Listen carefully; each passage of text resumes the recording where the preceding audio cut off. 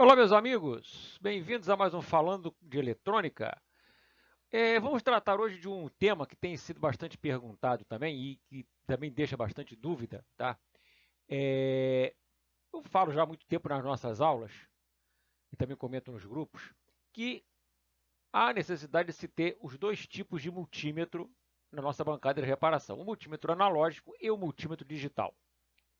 Volta e meia tem alguém que pergunta por que precisa ter os dois, o digital é muito mais moderno, tem muito mais recursos, por que precisa do analógico, que é um instrumento antigo, um instrumento de ponteiro? Veja bem, ambos os instrumentos têm sua aplicabilidade nos dias de hoje, certo? O digital tem os pontos específicos para você utilizar ele, o analógico tem os pontos específicos para você utilizar ele também. Cada um tem seu momento na bancada de reparação, tá? Quando a pessoa não tem condição de ter os dois instrumentos, minha recomendação sempre é que a pessoa tenha um instrumento analógico. Tá? Embora existam algumas características que dificultem, no caso do analógico, você conseguir interpretar um valor que ele está indicando no mostrador dele, mesmo assim, ele será capaz de fazer tudo que é necessário que o multímetro faça na bancada do técnico reparador. Já o instrumento digital, embora bonitinho, como vocês estão vendo aqui na fotografia, certo? Tem uns que acendem luz e tudo mais. O instrumento digital ele tem, e tem desde a época que ele surgiu, que ainda era um instrumento digital de bancada, com aquele display vermelhinho que usava em calculadora, que era display de LED realmente, não era LCD. Tá? Desde aquela época, o instrumento digital ele tem algumas deficiências para determinadas aplicações. Tá? Então, o que ocorre? Cada instrumento tem funções que são úteis na hora da reparação, na hora da pesquisa de defeito.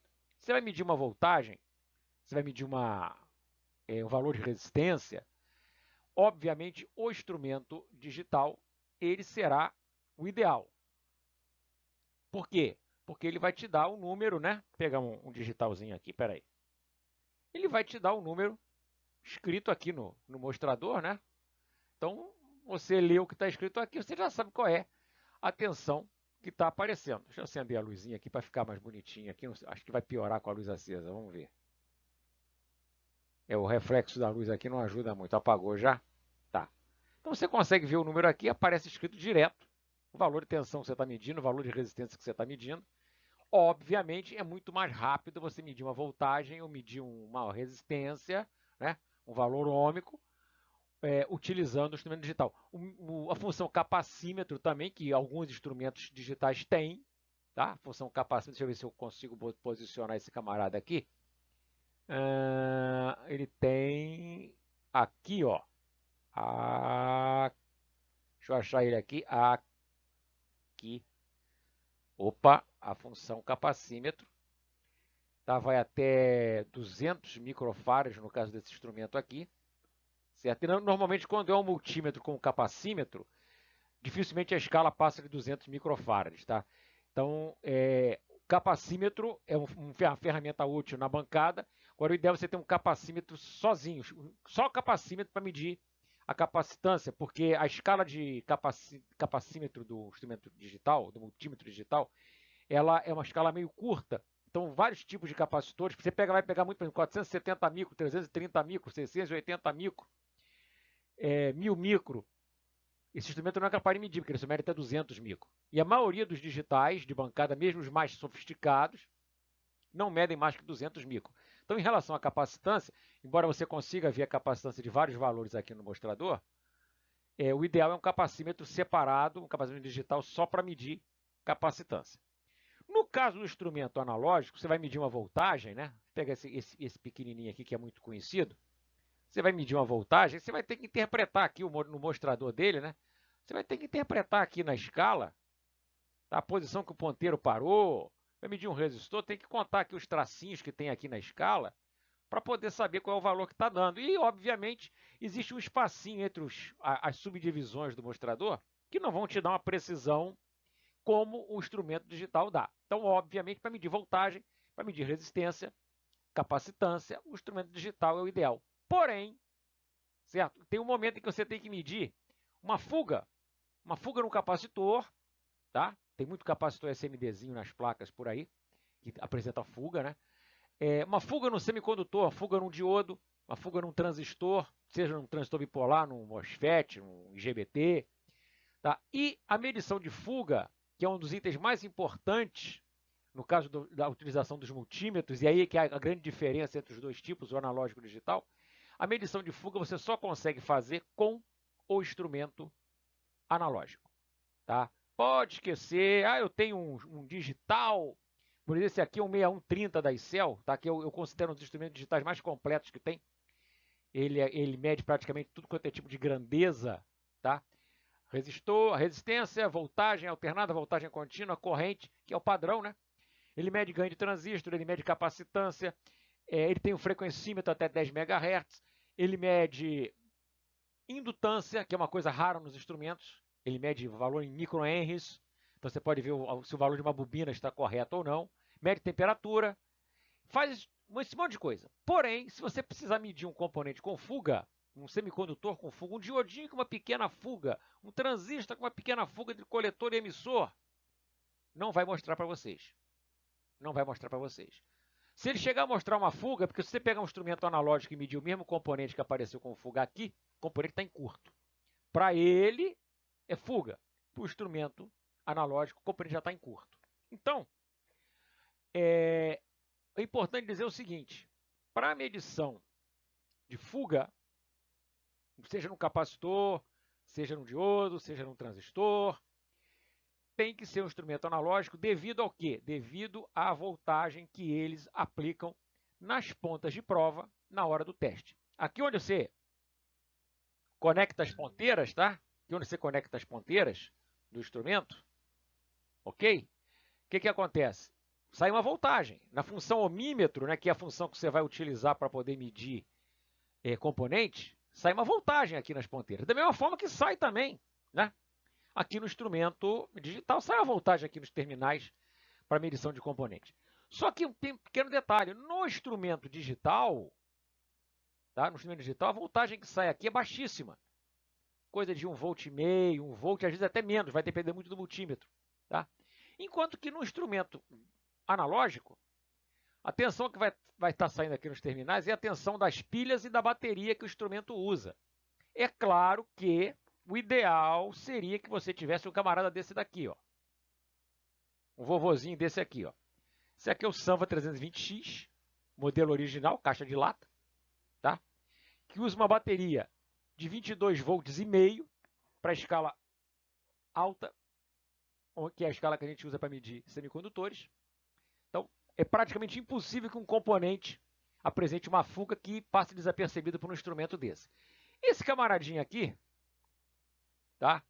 Tem uma bateria de 9 volts. A maioria dos multímetros analógicos hoje tem uma bateria de 9 volts. Dificilmente você vai pegar um multímetro analógico novo que utiliza uma bateria com uma tensão maior do que a de 9 volts que utiliza, por exemplo, nesse camarada aqui ou nesse outro camarada aqui da ICEL, tá? O MA70, que é um instrumento que mede 200 mega, tá? Também usa uma bateria de 9 volts.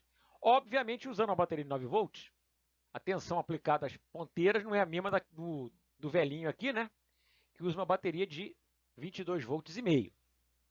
Mas, mesmo assim, ainda é uma tensão maior, a tensão de 9 volts ainda é uma tensão maior do que a tensão que um multímetro digital aplica nos terminais ali para poder fazer a medição do semicondutor. Então, essa é a explicação básica, rápida e lógica do porquê que o instrumento analógico ele continua sendo e vai continuar sendo necessário durante muitos e muitos anos para a bancada de reparação, para você verificar principalmente os semicondutores. A explicação é simples. Eles aplicam uma tensão nas pontas de prova para fazer a medição, que o instrumento digital não aplica. E a tensão do instrumento digital é muito baixa, não consegue romper a barreira no semicondutor e, por conta disso, fuga normalmente nunca vai aparecer. Se você pegar um semicondutor que vai aparecer com um defeito no instrumento digital, é que ele virou um prego. Ele está em curto total, ele virou um prego, então o digital mede. Mas se há uma fuga de corrente, está passando entre coletor e emissor uma corrente que não podia passar, o instrumento digital não vai conseguir mostrar isso para você. Mas o analógico, com certeza, é capaz de mostrar. Tá? Então, a principal característica e o motivo pelo qual você precisa ter um multímetro analógico na sua bancada é medição de semicondutores. Medição de semicondutores. Ah, mas se eu desconfiar do semicondutor que está com defeito, eu troco. Beleza. O que você comprou novo está bom? Fica a pergunta. O que você comprou novo está bom? Eu vou tirar de uma outra placa que tem ali, tá? Você vai tirar de lá. O que você tirou de lá está bom? Certo? Você tem que saber se ele está bom ou não. Tá? Ah, mas eu comprei novo. Comprar novo não significa que o componente esteja bom. Tá? Aliás, no mundo de hoje, com a falsificação do jeito que está, é mais fácil você comprar um componente novo com defeito do que um componente novo bom. Certo? Então, voltamos à história. Você precisa de um instrumento que seja capaz de mostrar a você determinadas falhas. Então, você precisa do instrumento analógico na sua bancada ao lado do instrumento digital. Certo? E qual instrumento analógico comprar? Olha só, qualquer instrumento analógico que seja capaz de medir 20 mega na escala maior. O instrumento terá aqui na sua chavinha seletora. Deixa eu tentar posicionar aqui adequadamente. Tem aqui a escala maior do instrumento, que é R vezes 10K. Tá? Detalhe, não exige. X10K, não tem X nenhum aqui. Isso aqui é vezes.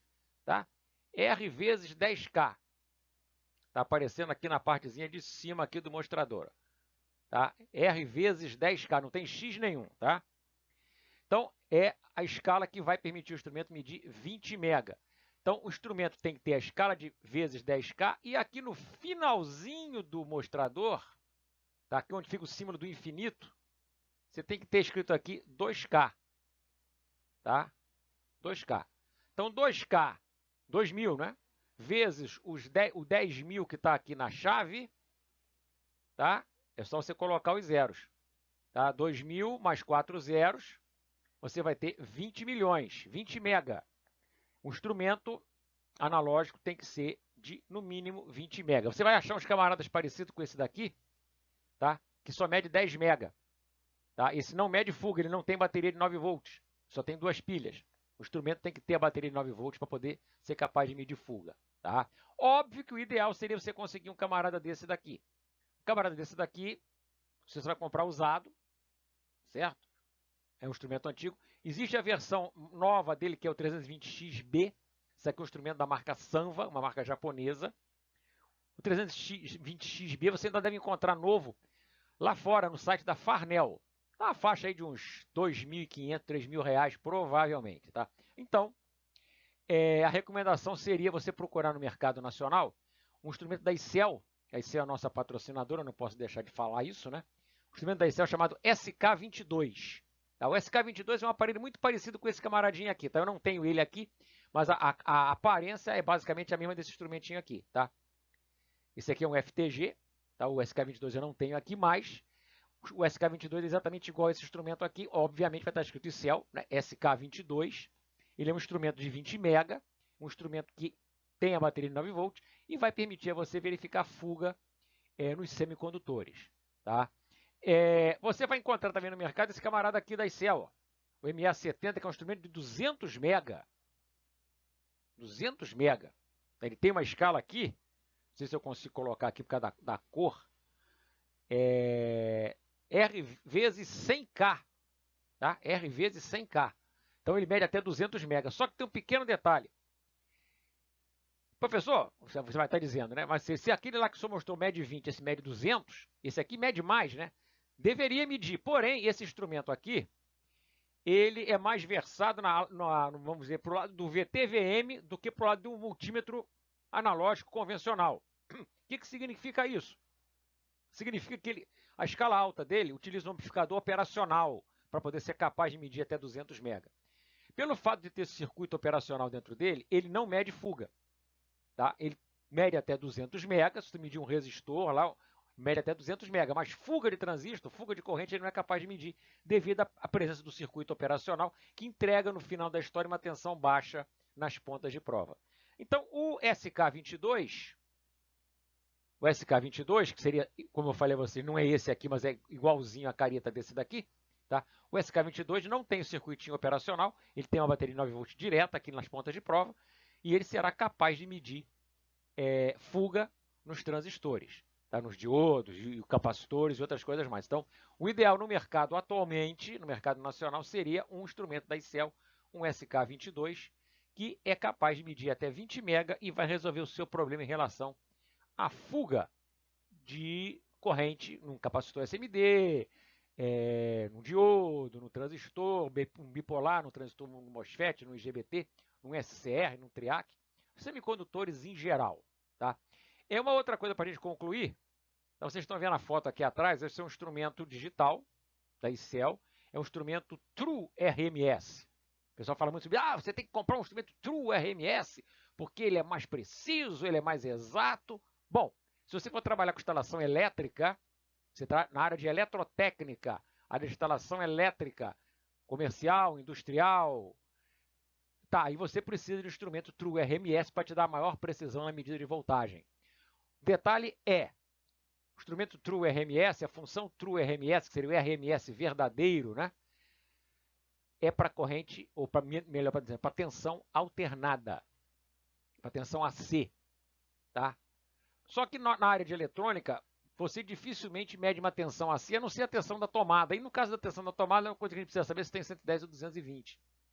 Então, o instrumento True RMS, para nós, na área de manutenção de eletrônica, não vai fazer diferença, a não ser no preço, que é muito mais caro, tá? O valor é muito maior. Mas, em termos de recurso que ele vai acrescentar, não vai acrescentar nada para a gente. Certo? Só para você dizer, eu tenho um True RMS, mas não vai te fazer diferença nenhuma. Tá? Então, o instrumento True RMS é preciso, sim, para tensão alternada, para a área de elétrica, não é o nosso caso da eletrônica. Ok? E uma outra dica que é importante também, esse instrumento aqui, o MD6130, que eu considero um dos melhores instrumentos que tem no mercado, vocês estão vendo que ele tem 3 dígitos aqui, está aparecendo aqui, ó, são 3 dígitos. O ideal mesmo é um instrumento com 4 dígitos, ou seja, quando você estiver zerado aqui, vai ter 4 zerinhos aparecendo aí no display. Aqui só tem 3 instrumentos, é um instrumento de 3 dígitos. Mas se for um instrumento de 4 dígitos, ele vai ser ainda mais preciso do que esse daqui. Então, para você medir voltagem, para você medir valor ohmico, capacitância, um instrumento de 4 dígitos será melhor. Tá? Óbvio que o 4º dígito vai fazer com que o preço, certo, do instrumento também suma por conta disso. Tá? Então, fica aí algumas dicas sobre o multímetro, que tipo de multímetro comprar, por que não comprar. Tá? E vai ficar aí no finalzinho do vídeo aí o nosso e-mail de contato, nosso WhatsApp de contato, Telegram, o nosso site. Tá? Entrem em contato com a gente, deixem suas sugestões, suas críticas, suas observações e falem principalmente sobre outros temas que vocês gostariam que a gente pudesse abordar aqui na nossa sequência de vídeos falando de eletrônica. Um grande abraço a todos, se inscrevam no canal, clica no sininho aí para poder receber a notificação quando tiver um novo vídeo no ar. Obrigado, aquele abraço.